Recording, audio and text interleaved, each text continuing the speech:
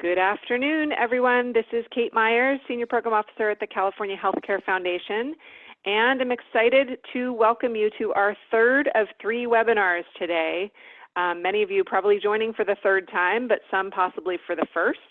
We have been conducting these webinars today as a replacement for at least part of the content that we would have presented at the in-person convening that we had planned for today that, of course, we had to cancel. And many of you this is your third rodeo with us today, so we'll go quickly through our welcome, but for those who are joining for the first time, just wanted to set a bit of context.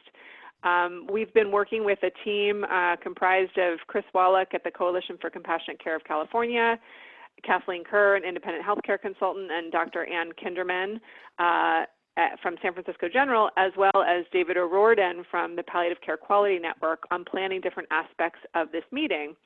And I'm personally really excited for this last webinar exploring quality issues related to SB 1004 palliative care because I think what it does for all of us is it helps to show the power of what we can learn when we capture these data in a central repository like PCQN. And just as an aside, I think many of you are aware, especially if you're a PCQN member, that PCQN is kind of migrating into a national database called the Palliative Care Quality Collaborative, or PCQC. And I really hope that this presentation inspires everyone who's a current PCQN member to migrate over to PCQC at the time that that's appropriate, and for more organizations that are on the phone to join PCQC as that gets off the ground, because the only way we can get the kind of data we have today is if organizations like yours participate in these quality repositories like the one we'll hear about today. I wanted to also just give a chance for a quick welcome from Judy Thomas from the Coalition for Compassionate Care before we dive in and get into today's webinar. Thank you, Kate, and thank you to everybody who's on the call. Just kind of building off of what Kate's saying, I think the webinars today really show the power of the palliative care network coming together and being connected with each other and sharing information. And thank you for what you're doing in this time of COVID.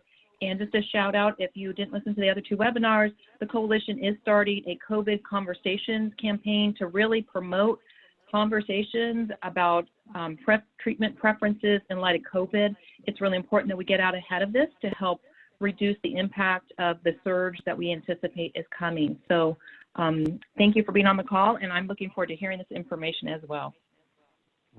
Thank you, Judy. Okay, just briefly, logistics. We are in the third of 3 webinars, as I said. If anyone on the call didn't listen in to either of our first 2, we will be having recordings and slides from all 3 of these webinars up on the CHCF website, I'd say likely within 7 to 10 days or so. And what we've done with these webinars, because there are a large number of participants, we have the participants on mute, but we encourage you to use the Zoom webinar chat function liberally. You can use it to share comments, observations, your reactions to some of the data you're hearing, and of course to pose questions. You may want to know that you can specifically message just the panelists, or you can message the entire group, and people have been using it both ways, and we'll try to respond to those individual questions as well as the group ones. But I encourage you all to kind of take advantage of this simulation of an in-person interaction through the Zoom chat function. So with today's webinar, we are going to have 2 presenters, one who you heard from earlier this morning if you participated in our first webinar. That's Kathleen Kerr, who's a healthcare consultant in private practice in Mill Valley, California. Kathleen's work is focused on promoting the development of sustainable quality palliative care programs with particular emphasis on services that operate in rural areas and those that serve Medicaid beneficiaries. And our second presenter today, we're really pleased to have David O'Riordan, PhD, who's been the Director of Research and Analytics for the Palliative Care Quality Network, or PCQN, based at UCSF since that was established in 2009. David's work has examined the structure and characteristics of palliative care programs, which has provided insights into how best to grow and sustain these programs over time. His research has also provided important insights into the types of patients that are referred for palliative care consultation and the services they receive. So with that, I will turn it over to Kathleen and David. Thank you. Hey, thanks, Kate. So examining quality in SB 1004 palliative care, that's what we're going to be doing today, talking about that in more depth. And I'm going to hand it over to David to talk about the PCQN and about some of the information that was gathered about SB 1004 palliative care and other types of home-based palliative care services in just a moment.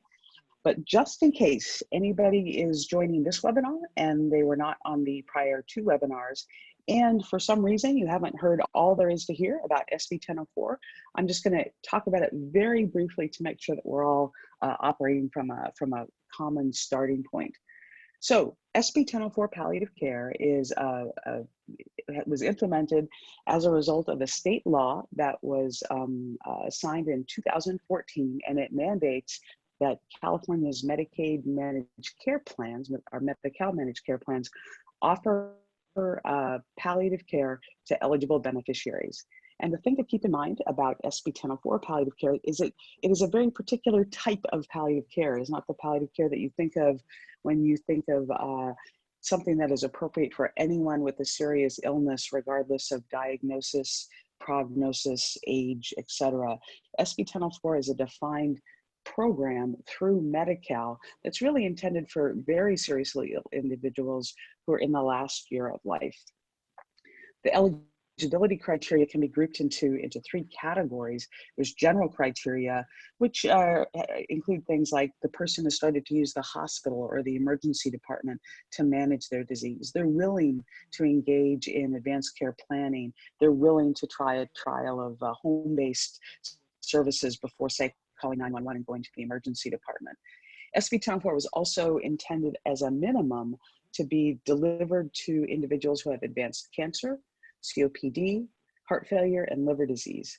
And now the health plans are welcome to offer it to more folks than this, and many of them have, but at least people with those 4 conditions have to be offered SB 1004 palliative care. And finally, in addition to the general criteria and the specific disease criteria, there are criteria that are evidence of advanced disease. So for example, if you have heart failure, you need to have a specific ejection fraction. If you have liver disease, you need to look at the MELD score. So it's three different ways of judging that a person is basically super sick and also is willing to give this a try. There are required services. SB 1004 providers need to deliver advanced care planning support.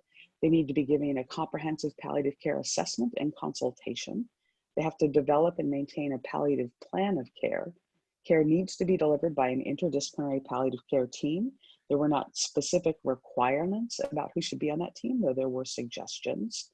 You need to have somebody on that team take responsibility for care coordination.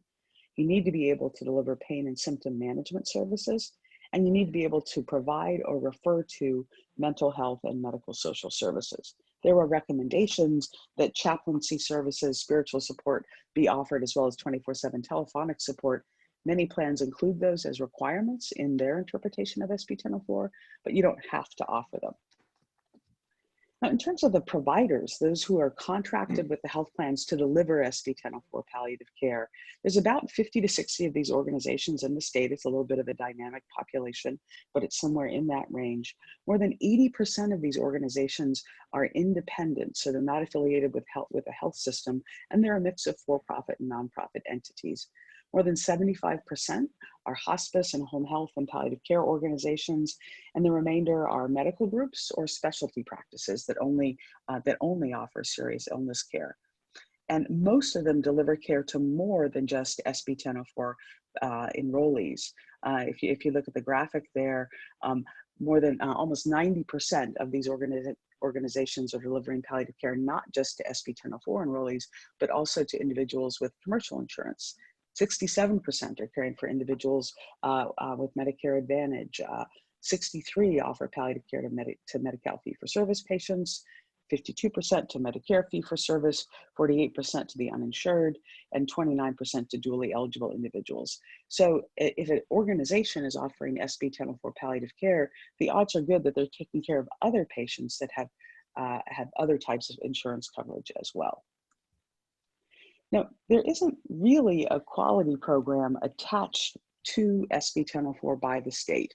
Quarterly, the health plans submit data that describes the number of individuals who were referred, so who was identified as being potentially eligible, the number of those referred individuals who actually enrolled, which eligibility criteria they met, so in what way did they qualify, or why a member was denied enrollment, why didn't they qualify, or if a member declined to enroll, and that does happen.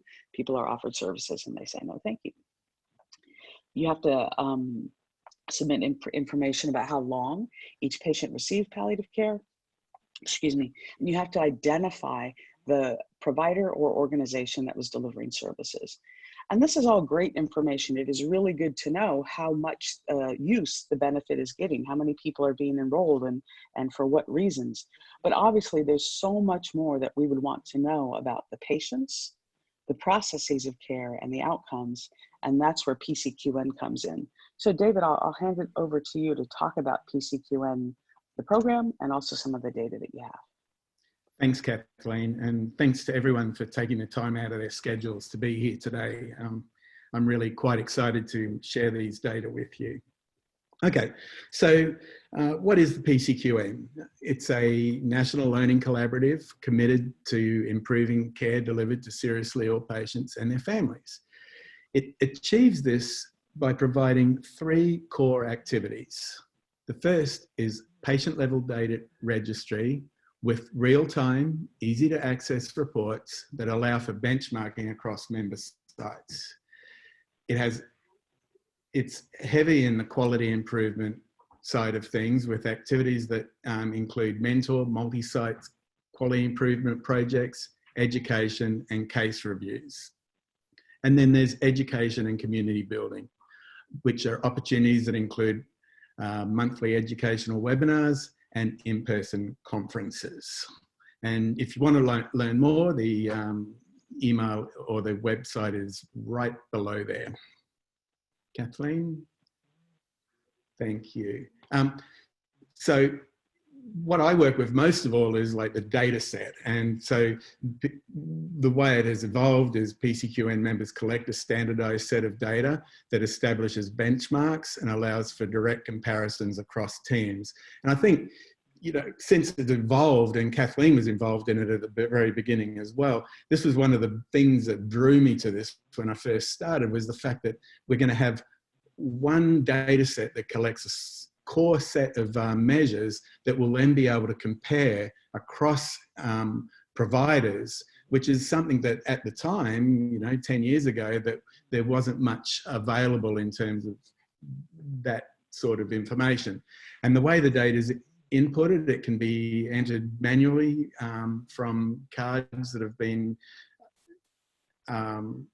documented during the consultation. Data can be entered directly into the PCQN data set in real time using laptops, tablets, or a smartphone, or it can be entered directly into the EHR and are extracted and uploaded to the PCQN database. So, this is what I'm going to be presenting to you today, and I'm really quite excited to. We're going to be digging into a little bit about what the patient characteristics are, which will include age, sex, primary diagnosis, code status preference, functional status at the time of initial visit, and reason for referral. Then we'll move a little bit into the care processes, and we'll describe disciplines involved in visits, screenings and assessments, timing and number of visits. And then finally, how does that impact treatment outcomes? And so we'll look a little bit at change of symptom scores, and specifically change in symptom scores from the first visit to the second visit, advanced care planning, and then discharge dispositions.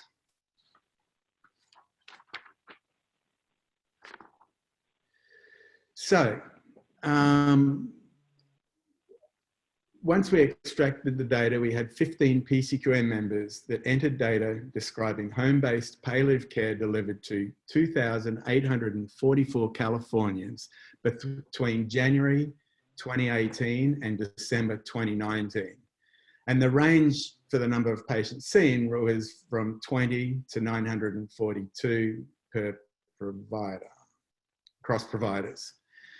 There was, and of these, just over 55% of them were SB 1004 patients. And they were identified by a by flags in the PCQN dataset or information provided by the PCQN member. 11 of the 15 organisations cared for SB 1004 patients. One organisation had only SB 1004 cases. 4 organisations had 0 SB 1004 cases, and 10 organisations had a mix of SB 1004 and non-SB 1004 cases.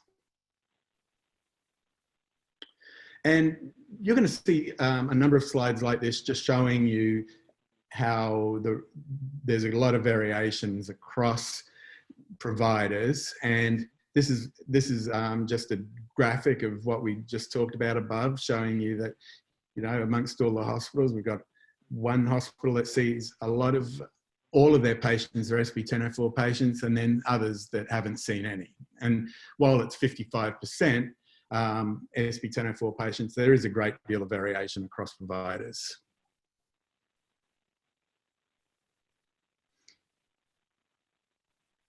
So, so now we're looking at SB 1004 patient characteristics, and we've got a mean age of 56 years of age with a broad range across providers from 55 to 59 years of age. 53% are female with a range of 24 to 70%. We've got only 38% are non-Hispanic white with a range of 0 to 71%. And then I thought this really jumped out at me in terms of primary diagnosis. So one of the eligibility criteria for SB 1004 was they needed to be diagnosed with cancer, cardiovascular, pulmonary or liver disease. And we can see amongst those 4, most people have cancer, 21%, cardiovascular 12, 6% for pulmonary and liver disease is 4%. But what jumps out to me is the fact that other is 56.6%, which sort of had me scratching my head for a little bit. And then I was asking Kathleen about it, and we weren't 100% sure, but maybe eligibility criteria had changed a little bit, and so it's allowed more people in than what we would have seen. But that other is certainly a lot higher than I had anticipated. And then we've got the palliative performance score. So let me just give you the palliative performance score is it's a validated measure of functional status. And it scores in 10% increments that ranges from 100%, which means you are fully functional and free of disease, to 0%, which is death. So with patients at 54% or 56%, they have reduced ambulation, they require occasional assistance and have significant disease. So that's what the patient would look like with a 56% functional status on the PPS. Next. And this is going to be one of the first of a few comparisons between the SB 1004 population and the non-SB 1004 patients. And we can see here that they're significantly younger, 56 years of age, as opposed to 72%. And the numbers in the brackets there are the 95% confidence intervals. So that means that would mean that 95% of all the responses would fit within that age range. We've got no difference in sex, and in terms of ethnicity, they're a lot more ethnically diverse than the non-SB 1004 patients, which wouldn't be, which isn't any surprise. And then again, you can see the primary diagnoses. And again, the other they're significantly more likely to have a higher primary diagnosis in the other column, in the other category, as opposed to the non-SP1004 group, and lower cancer, no difference in cardiovascular disease, lower proportion in pulmonary, and slightly higher in liver disease. There is a significant difference in the PPS, or the functional status at the initial visit, but I'm not really sure how clinically meaningful that is, given that we're only looking at a 4% difference between the two groups. And the main reason that that would be significant is due to the large population sample. And then 83% had a full code status at initial visit, as opposed to only 41% for the non-SP1004 group.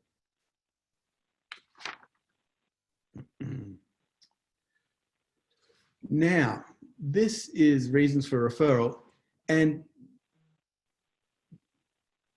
the clinicians can pick more than one category for this. And overall, most patients are referred for patient and family support, 73%, with a range of 35 to 100%. Other symptom management for 63% of cases, with a range of 11 to 94%. Goals of care, 53%, range 7 to 11. Pain management, 39%, and hospice referral for only 16% of cases.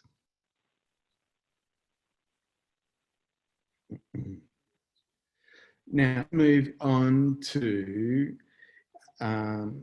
care processes. Now, when I first saw this slide, I was really excited about it, and I was trying to sort of work out exactly what it meant there. And of course, talking to Kathleen about it, because I was sort of trying to look, is there an association between hospital size and everything like that? But really, what it's just showing is there's two models, or three models of care here.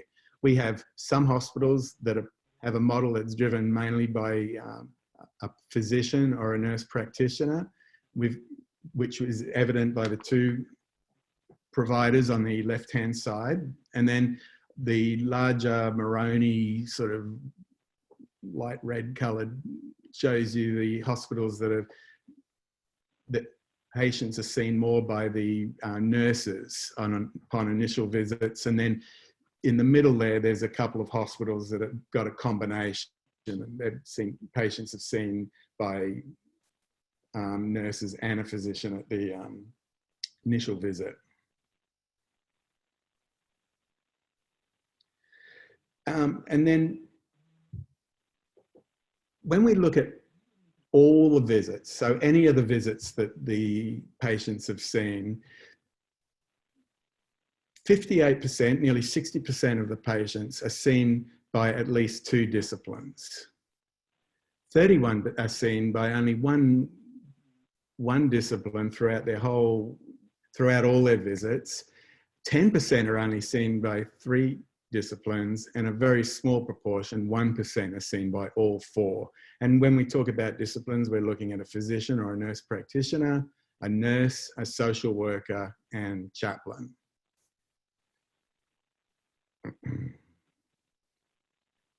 And now, what we're looking at here is patients that are screened and addressed for pain. So there's a couple of things here.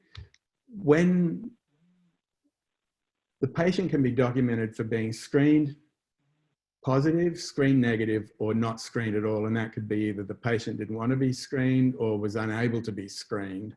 And so 73% of the patients seen were screened for pain.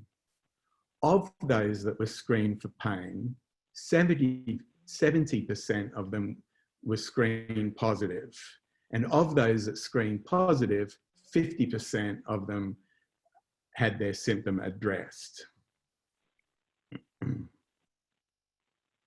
Similarly, for psychosocial issues, we've got 67% of patients had, at their initial visit, had their psychosocial issues addressed, of which 63% were screened positive, and of those that screened positive, 43% had their psychosocial issue addressed.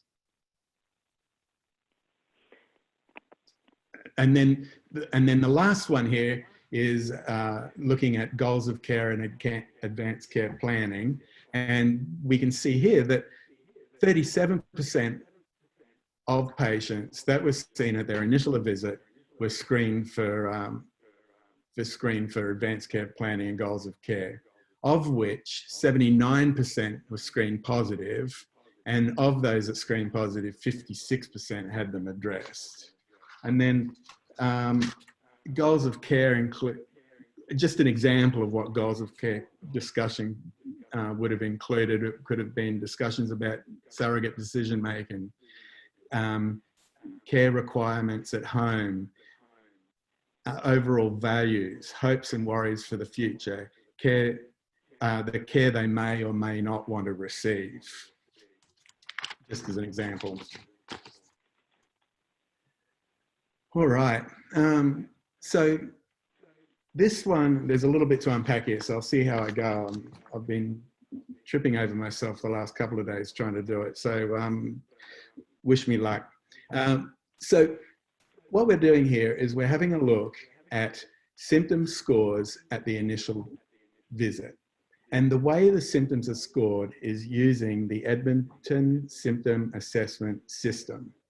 Now, just briefly, this is a validated measure of symptom distress, which includes 10 symptoms. And these symptoms include pain, tiredness, nausea, depression, anxiety, drowsiness, appetite, well-being, shortness of breath, and then other.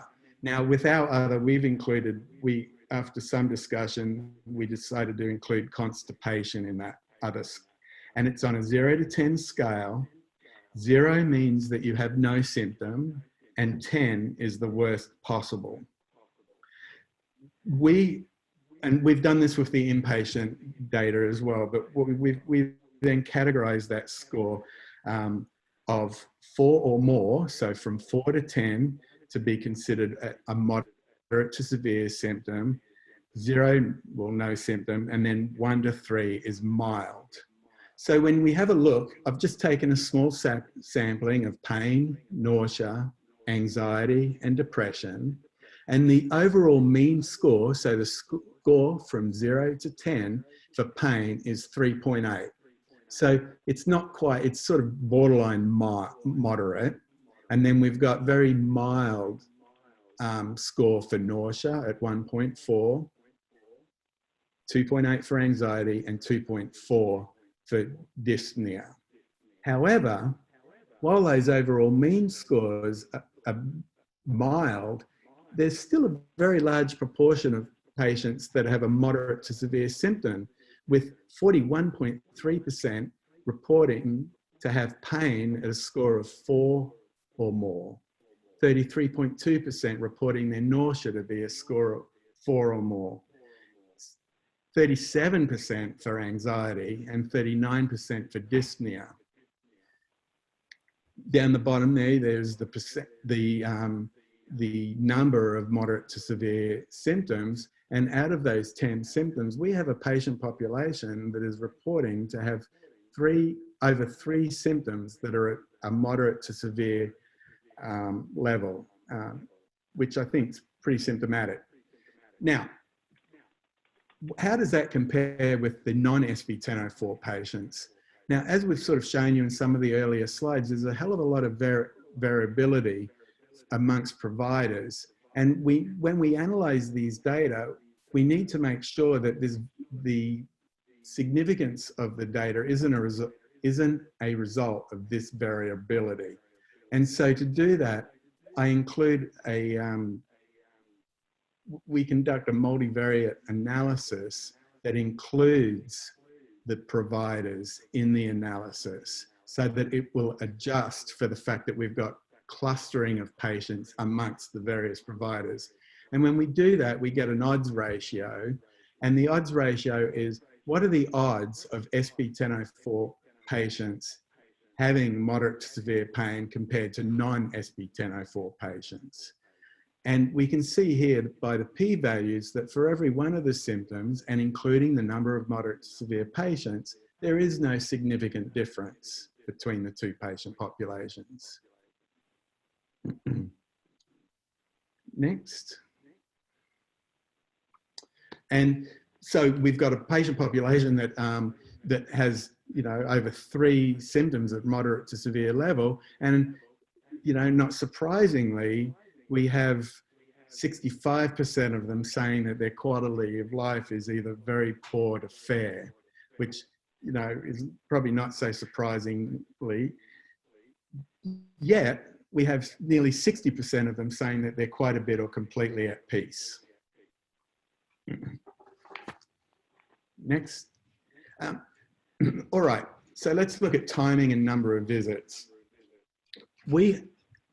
Our patient population, on average, has 6.6 visits, home-based visits.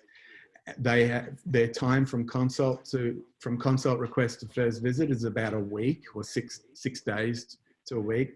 Their time after they've had their first visit to their second assessment is a month, and almost 5 months from their consult request to their last visit. And, you know, you can see the means and the 95% confidence intervals. So if you look at the number of visits, we've got a range of 6.1 to 7. So 95% of all number of visits would fall within that range. And there is a significant difference between the non-SB1004 patients once we adjust for the clustering of patients amongst providers, and there's like a 2-day difference there. But there's no difference in terms of the consult request to first visit, first to second assessment, or consult request to last visit. Kathleen? Oh, and so this is just a graphic showing the total number of visits. So we've got patients that have 1 visit and all the way up to 56 visits, but just over about 50% of the visits happen by the third visit, and then there's just a really long tail. So most people get 1 to 3 visits, home-based palliative care visits, with a median of 3 and a mean of 6.6, as we showed in the last slide. All right, so we've talked a little bit about patient characteristics. We've described a little bit about the care that they're receiving and the timing of the care, but how does this impact their treatment outcomes? Well, that's a really good question. What we can see here is I've taken patients that reported having a moderate to severe symptom at their initial visit, and then had a look at their second visit to see whether they had an improvement.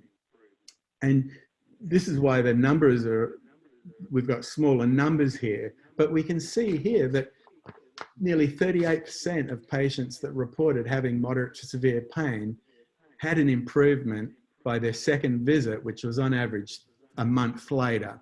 Now, in terms of improvement, what do I mean by that? Well, it's a 1-point improvement. So it'd be from, if a patient had severe pain at time 1, if they moved to moderate at time 2, that would be considered an improvement. So any change of 1 or more steps. So if they were moderate, then they'd go to either mild to none. And that's how we categorize what an improvement would be. We saw 74% had an improvement in nausea, a 51% improvement in anxiety, a 50% improvement in appetite, and 52% in dyspnea. And again, there's the non-SB1004 patients on the side, and there was no difference between the 2 population groups at all, which I thought was pretty good. And this is showing you improvements in pain across providers. And while there was nearly a 38% improvement, there is marked variation between providers. And I think, you know, I don't want to speak out of turn, but I guess this is a really good opportunity for establishing benchmarks. And, you know, we could sort of look at the teams that are maybe not quite reaching the average, and then look at opportunities for improving that down the track.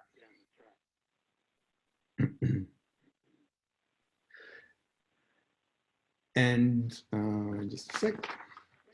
So then we're looking at advanced care planning.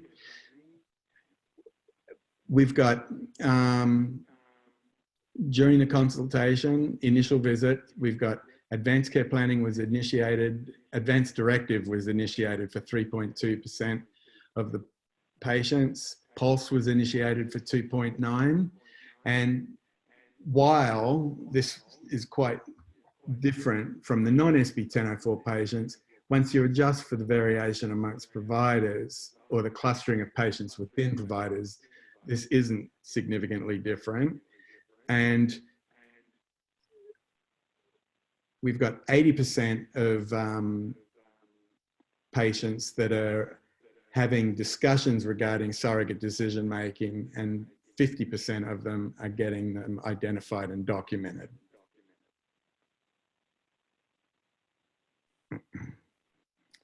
And then finally is discharge disposition. This is a optional data element, and so there is very little data records regarding it, or patient records regarding it, but we can see that 25% of the patient, for those providers that did record the information, 26% of the patients died, 25% were referred to hospice, 22% discontinued care, 15% declined further service, 7% had their goals, palliative care goals met, 4% moved, and 1% transferred to another PC program. And next. So what are the general highlights of the SB 1004 patients? They're younger and more diverse than others. There's variations in reasons for referral. There's significant symptom burden with an average of 3 moderate to severe symptoms. 4% rate, 45% rate quality of life is very poor or fair at first visit. 86% have preferences for full code at first assessment. And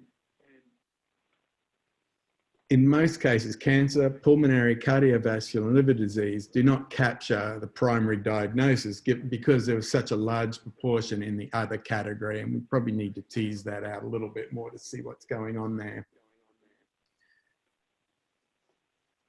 Kathleen, do you want to take over now? Sure, yeah, happy to, thank you. Yeah, so in terms of highlights for the providers and the care processes, it's very interesting that 6 of the 10 programs that cared for SB 1004 patients use a nurse-led model for their initial assessments. 2 of the 10 use a provider-led model, and 2 had kind of a mixed model. That made me wonder if that was their usual way of doing things, or if they had a staffing change, or what brought that on. In 89% of the cases from these data, it said that only 1 or 2 disciplines ever visited the patient. And that really made me wonder. I wondered if the other disciplines were participating in IDTs, for example, and that was the role they took in routine patient care. For those of you who were able to attend the first webinar, the 27 provider organizations that responded to a survey that we distributed in February, a very large proportion, 62% of them, said they used routinely a model that included a provider, a nurse, a social worker, and a chaplain. I think it was more than 80% of them said they used more than 4 disciplines, not specifically those 4, but the reporting from the programs was that it was a very robust intra-professional team, and that's not mapping out in these data. And it makes me wonder if it's a process or a documentation issue, or perhaps we're not as interdisciplinary as we think we are.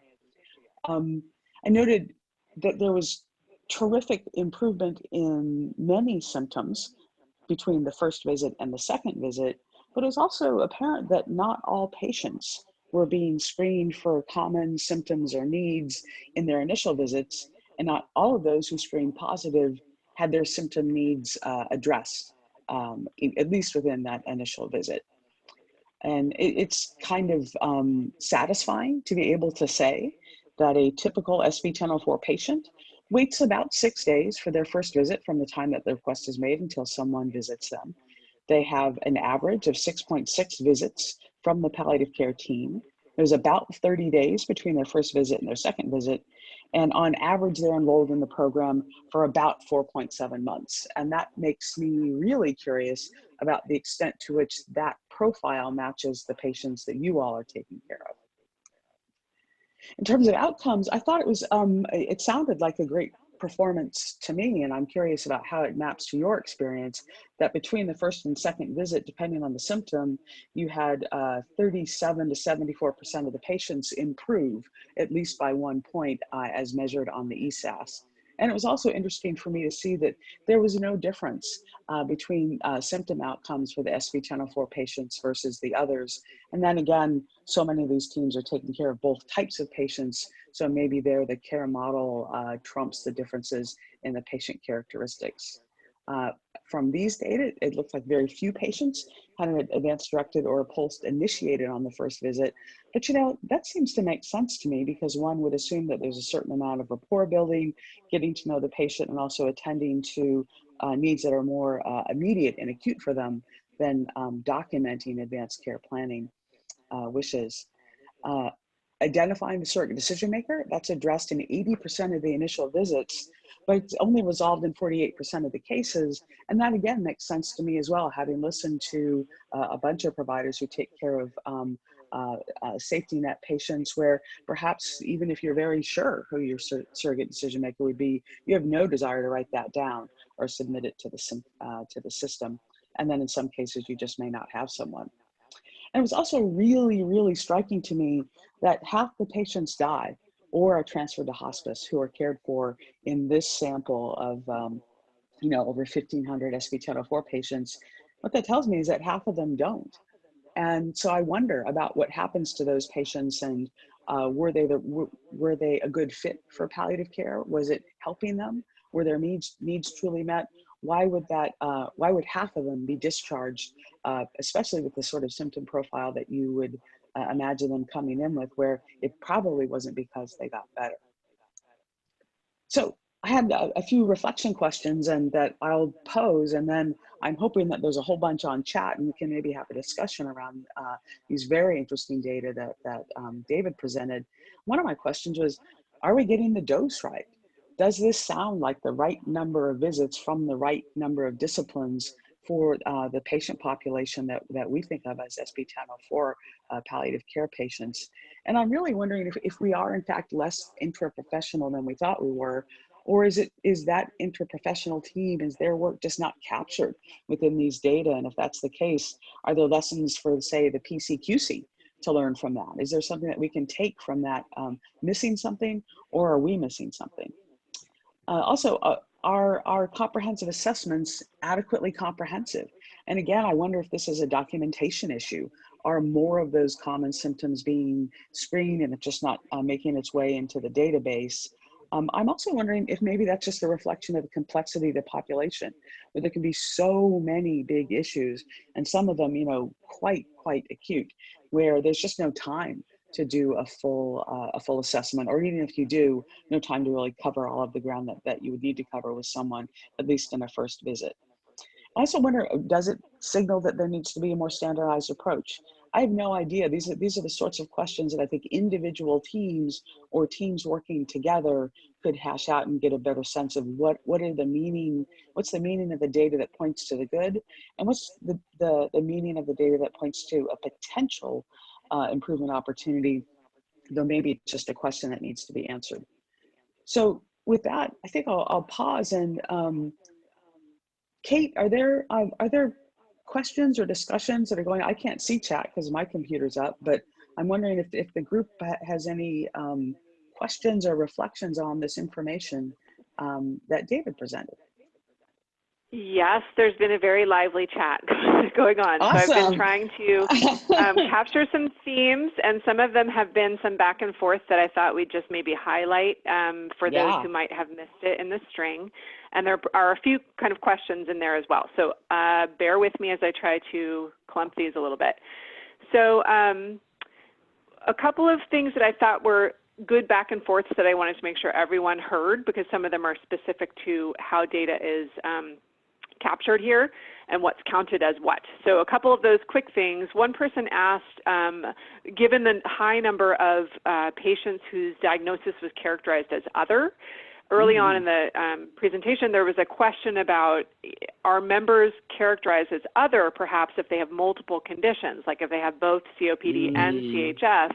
And a response that we got from Dr. Kinderman, who of course is a PCQM participant from Zuckerberg, said that people who enter information into PCQN are asked to enter a primary diagnosis. There are often multiple diagnoses, of course, among patients, but in this case, they are supposed to be entering the primary life-limiting diagnosis or the most advanced diagnosis. So I thought that was important to point out. It doesn't answer our question of why are there so many and other, but it should be that people are filling that out based on the primary diagnosis.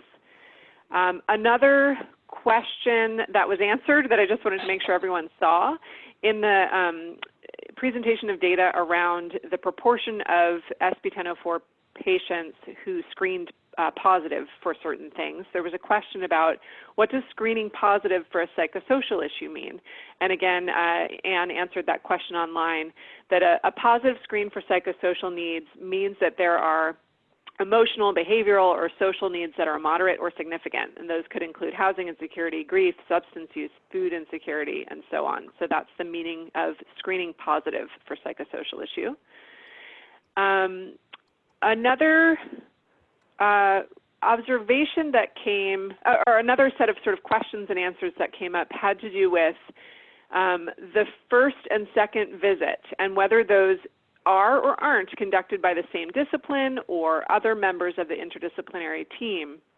And one of the provider participants responded that the entire interdisciplinary team may be involved in a patient's care, but an individual encounter or visit is typically done by one or two disciplines in that provider organization. And it could be different disciplines in the next visit, depending on what needs are being addressed. So I thought that was a useful characterization of how that can look, and that there can be many members of a team involved in a patient's care, but not in each individual visit. I'll pause there and see if you wanted to comment on any of the ones that I brought up already while I continue to collate a few. No, that's really interesting. I wish I could see the chat while it was going on. It's the question of the number of disciplines involved in care is the one that I guess troubles me the most.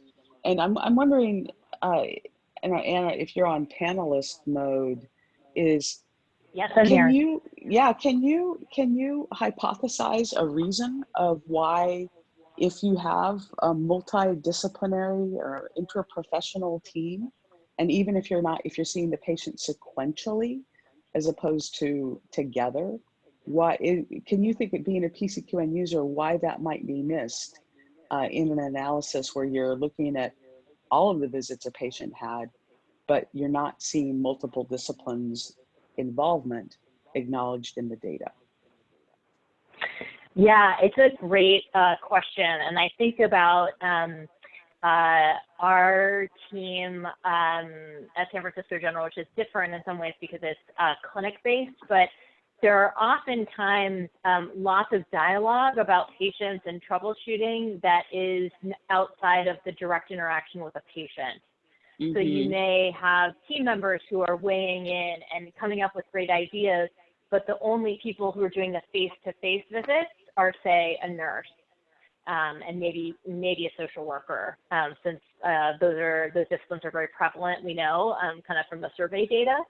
So, so that would be my guess. And I also think that, you know, we have to look at, I know that the median number of visits is kind of in the 6 range, but there are, you know, a good chunk of patients who only get a small number of visits. So you may not have just had the opportunity to have as many face-to-face visits. Yeah, yeah. Interesting. So this is Kate. One other thing I'll bring up now and then go back to looking at the chat.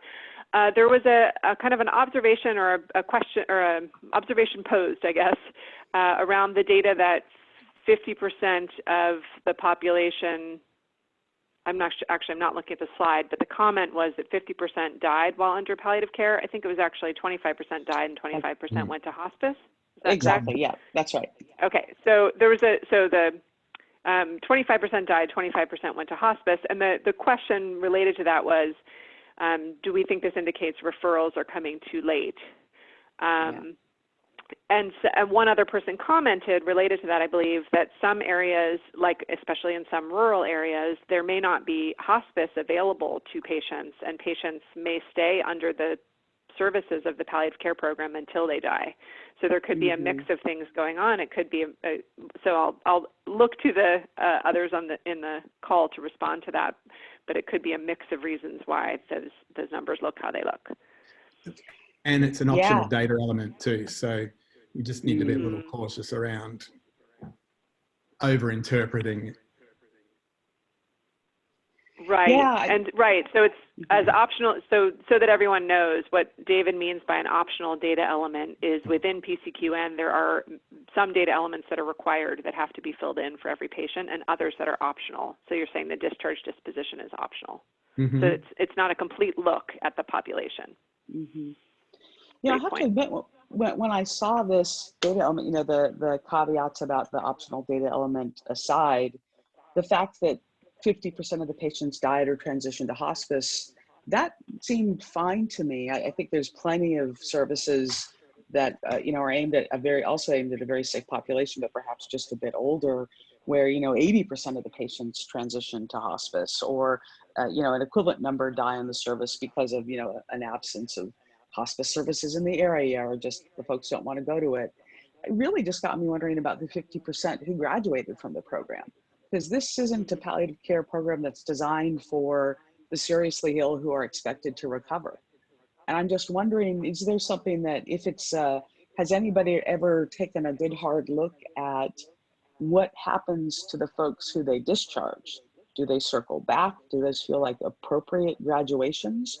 Or is this telling us that maybe there's things that we need to do differently to serve these individuals longer, more than just the 1 or 2 or 3 visits? Or is it a reflection of the population, which may be a little more transient than you see in services that are not designed for complex patients? I know, Anne, have you ever looked at your graduating patients, or have others? Yeah. I mean, I think that it's tricky because there's a lot that falls into this category, and I think you know, refining our kind of descriptions options for that would be helpful. But I think, you know, one of the things that we know in vulnerable patient populations who are dealing with a lot of other psychosocial issues is that it significantly complicates prognostication. You know, so if you have, you know, you have kind of alcohol use disorder, and you have liver disease, or you have housing insecurity, and now you got housed. So you might have looked very sick, say, when you were coming out of the hospital, but then when you got a lot more support, or you got another kind of great team with you, your prognosis actually looks different. So I think that that's a component. And the thing that I would speak to around the proportion that die also is that I think is reflected in here, it's a pretty young population for people who are so sick with kind of a year-ish prognosis. And so for a lot of those folks to kind of say, I'm done with active treatment, that's a hard transition to make. So I don't think that we should necessarily expect the same proportion to enroll in hospice that we might say for a palliative care program that takes care of octogenarians. Yeah, it's one of the reasons why these data are so interesting to me is figuring out where we have the mismatch between the characteristics of this patient population and what good care for that population looks like, and the types of metrics or secondary indicators of success that have been applied to palliative care services for some time that are taking care of people that are 20 or 25 years older and have an entirely different environment. And so this might be one of those areas of like teaching people not to think about dying at home or proportion discharge to hospice that may not be the right indicator of a good care episode for the SB 1004 population. Maybe, maybe not. A few other comments came in that I'll just try to pull some of the highlights out of that have to do with this discussion about the number of disciplines on the team or the number of disciplines interacting with the patient. A couple comments noted that from provider organizations that they do have a multidisciplinary team, and all of their patients are seen by particular members of that team, for example, the nurse or social worker, and based on patient need, they bring in the other members of the team like NPs, chaplains, community health workers, and LVNs, and they use their IDT, their interdisciplinary team meeting process, to determine who needs what and to right size that. And another person emphasized that, in fact, they, see a limited value in having multiple disciplines in the home, and that can lead to some individuals, patients, feeling kind of on display in a way that isn't comfortable. So the idea of one person going in makes a lot of sense for them. And another person commented related to that wondering if a combination of telehealth or video visit by part of the team and one person there in person, which we know some provider organizations do routinely, might help with kind of decreasing that feeling of being on display. And that has worked well. And a couple other people chimed in that, yes, they do things with that kind of methodology of getting some members in the room virtually through a video visit. Yeah, this might be, a point to a place where the practice and the way that data may have been appropriately tracked, say for an inpatient service, it just doesn't quite capture the richness of what's going on.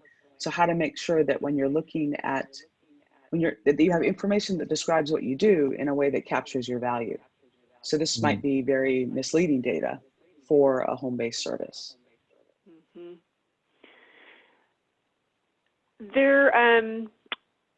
There was also a comment around the information around improvement in symptoms or improvement in pain, and whether that came from a provider observation or directly from a patient. And Anne had responded online that it's a little bit of a hybrid in some ways, because that provider, of course, is asking the patient and recording, but the provider is entering and recording that data in PCQN. So there was a little discussion about, to what extent is our field moving towards implementing direct patient or caregiver experience of care surveys, so that we are getting information directly from the people impacted by the illness, not by their providers. And I just thought I'd put that out there. I don't think we have an answer to that. I know some organizations are doing some of that already on some limited scale. But Kathleen or Anne or David, didn't know if you had anything you wanted to add about the direct information from patients or caregivers as part of quality. Yeah, I guess I totally appreciate the comment, but I guess I kind of disagree in some ways, because, in many of these flows, or you hand the patient a piece of paper and the patient fills out the score on 0 to 10, and that information is scanned in. So I don't know how, other than if you have a device where you could directly put it in, but I guess I would hope that we aren't mucking with the patient's answers. So appreciate that. And there definitely are remote systems that ask patients to directly input their symptom scores as a way of monitoring, which is amazing. I just think that I know that there are folks from Resolution Care who've been on these webinars, and I think they're doing an amazing job of remote monitoring and really leveraging that. But I will just say that, among the vulnerable patient populations, access to that technology and working that way, I think it's just slower on the uptake, in my experience, than some other systems are. So I hope that will be more of an available thing in the future, but it's still in progress. Thank you. And we are just less than a minute away from hitting the hour and the end of our webinar. So I want to say a few final words. First, I want to thank David and Kathleen and Anne and the whole team at the Coalition that helped to plan this series of webinars today. I'm just so thrilled that we were able to pull something off in the face of having to cancel our in-person meeting. So thank you all for that. And thank you all for participating, many of you for all 3 webinars today.